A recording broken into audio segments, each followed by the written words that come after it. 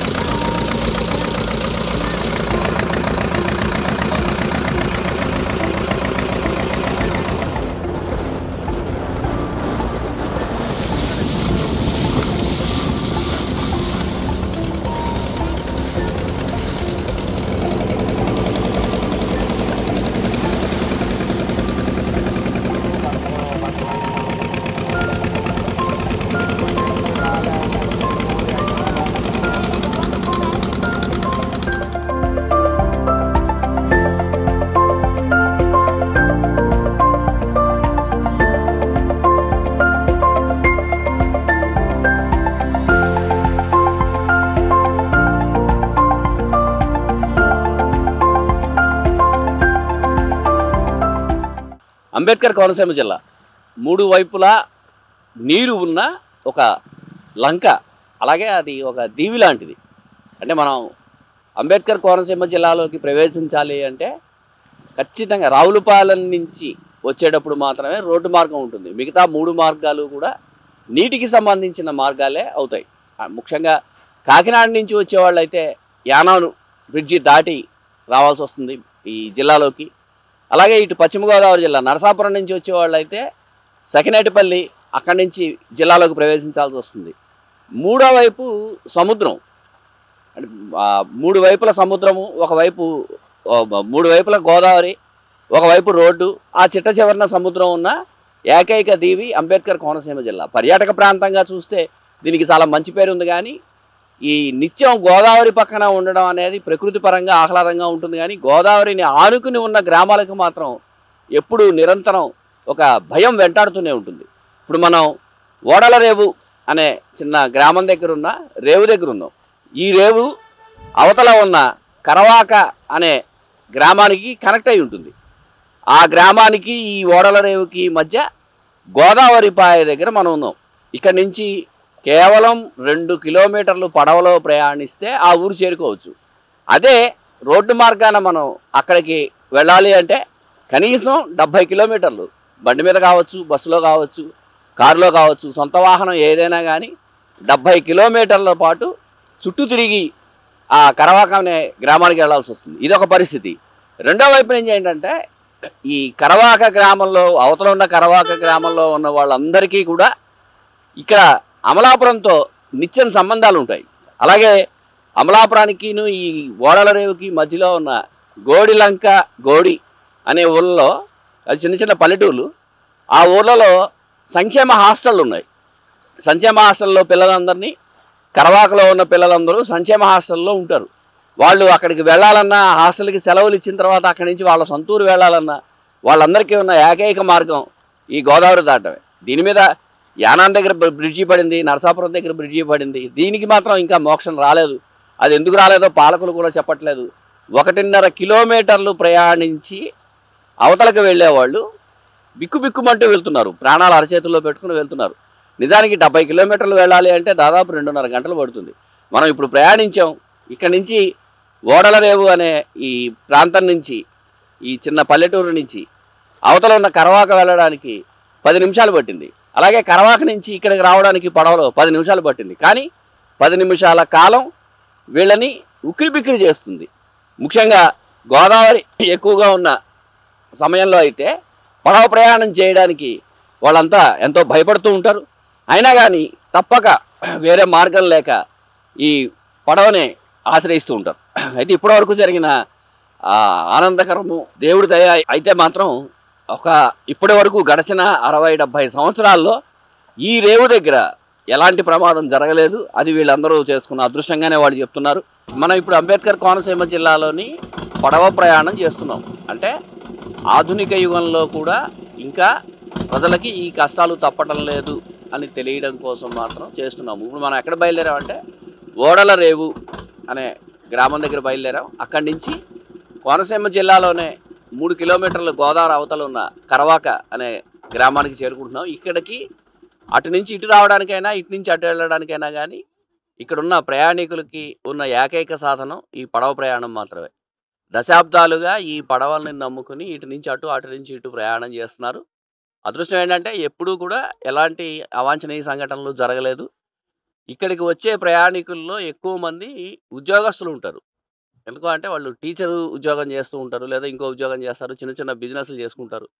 వాళ్ళందరూ ఆ ప్రాంతం నుంచి ఈ ప్రాంతంకి వచ్చి, అలాగే ఈ ప్రాంతంలో ఉన్నవాళ్ళు ఆ ప్రాంతంకి వెళ్ళి ఉద్యోగాలు చేసుకుని, వ్యాపారాలు చేసుకుని, మళ్ళీ తిరిగి సాయంత్రానికి ఇక్కడి నుంచి వెళ్తారు. రోజు ఇలాంటి పడవలు ఒక 4-5 ఉంటాయి. రోజు ఒక్కో పడవకి కనీసం ఎలా లేదన్నా కానీ 6 నుంచి 8 ట్రిప్పులు ఉంటాయని చెప్తున్నారు. ఇక్కడే ఈ ప్రయాణంతోటే అవతల రేవుకి వెళ్తారు, అవతల నుంచి యువతలకు వస్తారు. ఇందులో పెళ్ళిళ్ళ సీజన్ కావడంతో ఈ మధ్య కాలంలో ఈ ప్రయాణికుల రద్దీ కూడా ఎక్కువగానే ఉంది. ఈ దూరం అటు ఓడల రేవు నుంచి ఇటు కరవాకి మధ్య దూరం 2 నుంచి 2.5 కిలోమీటర్లు ఉంటుంది. ఈ 2.5 కిలోమీటర్లు పడవలో ప్రయాణించి యువతల నుంచి అవతలకి ప్రయాణించి వాళ్ళ పనులు అయిన తర్వాత బయటకు వస్తారు. ఇది ఇక్కడ ఉన్న పరిస్థితి. మేము బెండమల్లంక నుంచి వస్తామండి. మా అమ్మాయిగా ఇంటికి వెళ్తాం, కేసిన పెళ్ళి అండి. బ్రిడ్జి లేకపోవడం కొంచెం ప్రాబ్లంగా ఉందండి. జడుచుకునే వాళ్ళు పడవలు అయితే ఎక్కడానికి కష్టపడతారండి. కొంచెం అలవాటు అయిన వాళ్ళు అయితే ఫ్రీగా కూర్చుంటారండి. షెల్టర్ అయితే బాగానే, ఇప్పుడు బయటకు వరదన్నా బాగానే తీసుకొచ్చారండి. ఏమి భయం అనిపించలేదు, బాగానే ఉందండి ప్రస్తుతానికి. మేము కేసిన పెళ్ళి వెళ్తున్నామండి మా అమ్మాయి గారికి. అంటే మీ అమ్మాయి గారి ఇంటికి ఎప్పుడు వెళ్ళాలన్నా ఈ పడవలోనే ఈ పడవలోనే వెళ్తామండి. ఇంక బాగా వరద ఎక్కువ తల బాడుచుకుని మేము తిరిగి వెళ్తామండి. దానికి దీనికి దూరం ఎంత తేడా ఉంటుంది? చాలా దూరం అండి. 8 కిలోమీటర్లు వస్తుంది, నాకు తెలియదు కానీ చాలా దూరం అండి. చాలా దూరం ఉంటుంది. అటు నుంచి వెళ్ళడం అంటే చాలా దూరం అండి. ఇటు నుంచి అయితే బాగా దగ్గరండి. ఓకే. అంటే మీ పిల్లలు వాళ్ళు మీ ఇంటికి రావాలన్నా కానీ ఇలాగే వస్తారండి. వాళ్ళు అలా ఇలా వస్తారా, మేము అలాగే వెళ్తామండి. వరదలు అయితే మటుకు తిరిగి వస్తారండి అందరు. వాళ్ళు వెళ్ళినా మేము వెళ్ళినా తిరిగి వెళ్తామండి. అంటే మీ చిన్నప్పటి నుంచి ఇది ఇలాగే ఉందండి? చిన్నప్పటి నుంచి అండి. మా అమ్మగారు ఊరు పుట్టులు కేసిన పెళ్ళేనండి. మా అత్తూరు ఊరు బెండమర్లంక అండి. మేము బెండమర్లంక నుంచి మా అమ్మగారికి వెళ్తామండి. నా పేరు బాలకృష్ణ, నేను ఫైర్ డిపార్ట్మెంట్లో చేస్తుంటాను. మా అమ్మమ్మ ఊళ్ళు కేసినపల్లి. నా చిన్నప్పటి నుంచి ఈ రేవు దాటి వెళ్ళటం అన్నీ చేయటం తప్ప బ్రిడ్జి పడుతుందని చెప్పారు, కానీ ఇప్పుడు బ్రిడ్జి అనేది ఇప్పటివరకు అమలు రాలేదు. ఆల్రెడీ నరసాపురం వెళ్ళాలన్నా ఇదే షార్ట్ కట్టు. వడల రేవు దాటి వెళ్ళాలి, తర్వాత నరసాపురం రేవు దాటి సగినేటిపల్లి రేవు దాటి నరసాపురం వెళ్ళాలి. అలాగే పిల్లలతో వెళ్తున్నప్పుడు కూడా కొంచెం రిస్క్గా ఉన్నా కానీ సేఫ్ సైడ్గానే తీసుకొస్తున్నారు. కానీ భయం, ఎలా ఎంత సేఫ్ సైడ్కి తీసుకెళ్ళినా కానీ గోదావరి దాటి వచ్చే వరకు కూడా భయపడతాం కదా, ఆధార్ నుంచి ఇద్దరికి వచ్చేటప్పుడు. దానివల్ల ఏంటంటే ఎప్పటి నుంచో వస్తుంది, పడుతుంది అని చెప్తున్నారు, కానీ ఇప్పటివరకు లేదు. ఇప్పటికీ 50 years అయిపోతుందండి, నాకు తెలిసి 40 years అవుతుందండి. అప్పటి నుంచి ఇప్పటి వరకు లేదు. అలా రేవు దాటడం వెళ్ళటం లేదు. వరద బాగా ఎక్కువ వస్తే మాత్రం అలా తిరిగి రావడం తప్ప, అది కూడా ఎంత 70 kilometers వస్తుందండి ఎక్స్ట్రా. అయినా కానీ పిల్లలతో వెళ్ళటం భయపడి అలా వస్తుంది. కానీ వరద టైంలో కూడా సేఫ్ సైడ్గా బోట్లు అనేది మొత్తం అందరూ కూడా సేఫ్ సైడ్ సుఖంగానే తీసుకొస్తున్నారు. సేఫ్ సైడ్ వాళ్ళు బాగానే సహకరిస్తారు. డ్రైవర్లు అందరూ కూడా సేఫ్టీగానే తీసుకురావడానికి చూస్తారు తప్ప జనాల్ని వచ్చిన వాళ్ళందరినీ ఎక్కించుకుని వచ్చేయాలనే ఆలోచనతో కూడా ఎప్పుడు లేదండి వాళ్ళకి. ఎన్ని బళ్ళు వచ్చినా అన్ని కాదండి, మనం ఎంతవరకు వెళ్ళగలం ఏంటి అనే ఆలోచనతో తీసుకొస్తారు. అందరినీ సేఫ్ సైడ్గా తీసుకొచ్చి దింపుతారు తప్ప ఎప్పుడు కూడా నా చిన్నప్పటి నుంచి ఇప్పటి వరకు కూడా ఏది ఇన్సిడెంట్ జరగలేదు ఇక్కడండి. కానీ ఏంటంటే బ్రిడ్జి పడితే ఇంకా బాగుంటుంది. షార్ట్ కట్ ఇలా నరసాపురం వెళ్ళడానికి, ఇలా యానం, అమలాపురం, ముమ్మడివరం నుంచి ఇలా రావడానికి షార్ట్ కట్ అండి. కానీ నా చిన్నప్పటి నుంచి మాత్రం బ్రిడ్జి వస్తుంది అన్నారు, కానీ లేదు. నరసాపురం ఒకటి, ఇది ఒకటండి. అదే ఇక మాది గోదావరి అవతల కరవాకండి. యువతల దగ్గరికి వచ్చాము, గోడ హాస్టల్కి వెళ్దామని బాబుని తీసుకొచ్చాం. కానీ ఏంటంటే గోదావరి వల్ల కొంచెం ట్రబుల్ అవుతున్నాం. మాకు ఈ బ్రిడ్జి పడితే ఇంకా ప్రయాణం బాగా సింపుల్గా అవుతుంది. కానీ కొన్ని రోజుల తర్వాత గోదావరి ఎక్కువ అయితే ఈ పడవ కూడా దాటడం కష్టం అవుతుంది. అమలాపురం నుంచి తిరిగి రావాల్సి వస్తుంది. మ్యాక్సిమం గంటన్నర వరకు ట్రబుల్ అయిపోతుంది. ఇలాగైతే ఒక 10 నిమిషాల్లో రేవు దాటేసిన వెంటనే అమలాపురం ఒక 15 నిమిషాలు వెళ్ళిపోవాల్సి వస్తుంది. చాలా సింపుల్ అవుతుంది. మాకు ఈ బ్రిడ్జి ప్రభుత్వం ద్వారా ఏమైనా సెలెక్ట్ అవుతే మేము చాలా మంచిగా కోరుకుంటున్నాం. ఈ పడవ ప్రయాణం వల్ల మీకు వచ్చిన ఇబ్బందులు, లేదా మీకు ఎప్పుడైనా మరీ దారుణమైన ప్రమాదాలు జరగడం అలాంటివి ఏమైనా జరిగాయంటారా? ప్రస్తుతానికి దేవుడి దయ వల్ల అటువంటి ప్రమాదాలు ఏం జరగలేదు సార్. కానీ ఏంటంటే కొంచెం భయం అన్నది ఉంటుంది కదండి. ఇప్పుడు కొంతమంది ఈత వచ్చిన వాళ్ళు ఏమో ధైర్యం అనుకుంటారు, ఈత రాని వాళ్ళు ఏమో ధైర్యం లేకుండా ఉంటారు. వాళ్ళు ఏమనుకుంటారంటే కెరటాలు వచ్చేటోడికి అట్లా అవుతుంది ఇట్లా అవుతుంది అని కొంచెం ట్రబుల్ అవుతారు కదా సార్. అమలాపురం ప్రయాణం కంటే మాకు చాలా సింపుల్ సార్. ఇది ఒక గంట టైంలో మొత్తం అన్నీ పని చేసుకుని మళ్ళీ రివర్స్ ఇక్కడికి వచ్చేయచ్చు. అలాగే వాళ్ళ లేడీస్ అవి దాటినప్పుడు కూడా కొంచెం కష్టంగా దాడుతున్నారు ఈ గోదావరి వల్ల. మాకు బ్రిడ్జి అవుతుంటే ఈ ప్రభుత్వానికి చాలా రుణపడి ఉంటాం. మన్య కృష్ణమూర్తి గొల్లపాలెం మాది గ్రామం. చాలా ఇబ్బందిగా ఉంటుందండి. రేవు దాటుతాం తిని మేము వెళ్ళాలన్నా రావాలన్నా, పెళ్ళిళ్ళకి రావాలన్నా వెళ్ళాలన్నా, స్కూల్ మా పిల్లలు స్కూల్కి కాలేజీలకి రావాలన్నా ఇటు నుంచి చాలా ఇబ్బందులు పడుతున్నామండి. చాలా ఇబ్బందులు పడుతున్నాం. తప్పనిసరిగా ఇంకా రావాలి అంటే 70 కిలోమీటర్లు తిరిగి రావాల్సి వస్తుంది. ఎలా తిరిగి రావాలంటే అమలాపురం దగ్గర నుంచి ఇలా తిరిగి రావాల్సి వస్తుంది. ఇబ్బంది పడుతున్నాం. ఇలాగైతే దగ్గర బాగా మాకు 2 కిలోమీటర్ల దాకా కాలేజీ ఉంది. కాలేజీ వల్ల ఇబ్బంది పడుతున్నాం మేము. బాగా దగ్గరండి. మరి బ్రిడ్జి అయితే మరి అనుకూలంగా ఉంటుంది మాకు, మా ప్రజలకు. మా చిన్నప్పటి నుంచి ఇబ్బంది పడుతున్నాం. ఇవాళ కూడా అప్పుడు 60-70 సంవత్సరాలు వచ్చిన వాళ్ళు కూడా అలాగే ఇప్పటికీ బ్రిడ్జి పడలేదు. పడుతుందని ఆశగా ఉన్నాం. మరి దానికి మీరు ప్రభుత్వం పూసుకుని చేయవలసిన బాధ్యత ఉంది కాబట్టి చెయ్యాలని కోరుకుంటాం. ఇంకొక ముఖ్యమైన విషయం ఏంటంటే ఈ ఓడల రేవు అలాగే బెండమూర్లంక, కొమగిరిపట్నం లాంటి గ్రామాలలో ఉంటూ కరవాక పక్కన ఉన్న మలికిపురం మండలంలో ఉన్న పాఠశాలల్లో పనిచేసే ఉపాధ్యాయులు ఈ పడవ ప్రయాణంతో వాళ్ళ స్కూళ్ళకి వెళ్తారు. అలాగే అక్కడి నుంచి వచ్చేవాళ్ళు కూడా ఈ పడవ ప్రయాణంతో ఇక్కడికి సొంత గ్రామాలలో ఉండి ఉద్యోగం చేసుకుంటున్న ప్రభుత్వ ఉద్యోగులందరూ కూడా ఈ పడవలనే ఆశ్రయించి అటు ఇటు వెళ్లాల్సి వస్తుంది. అలాగే చిన్న చిన్న వ్యాపారులు కూడా అవతల గ్రామం కరవాకలో ఏదైనా బిజినెస్ చేసుకోవాలనుకున్నా అవతల ఉన్న బిజినెస్ వాళ్ళు చిన్న వ్యాపారస్తులు ఇటువైపు చేయాలన్నా కానీ వాళ్ళందరికీ కూడా ఈ పడవలే వాళ్ళకి దిక్కవుతాయి. చూడడానికి ప్రకృతి పరంగా చూస్తే మనం గోదావరిలో ఈ పడవల్లో వెళ్తే అద్భుతమైన అడవుల్లాగా మడ అడవుల్లాగా అద్భుతమైన దృశ్యాలు ఉంటాయి. అవన్నీ బాగుంటాయి. తర్వాత ఇంకొకటి ఏంటంటే కరవాక వెళితే కనుక కరవాక నుంచి కనుచూపు మేరలో ఓడల రేవు సముద్రం కనిపిస్తుంది.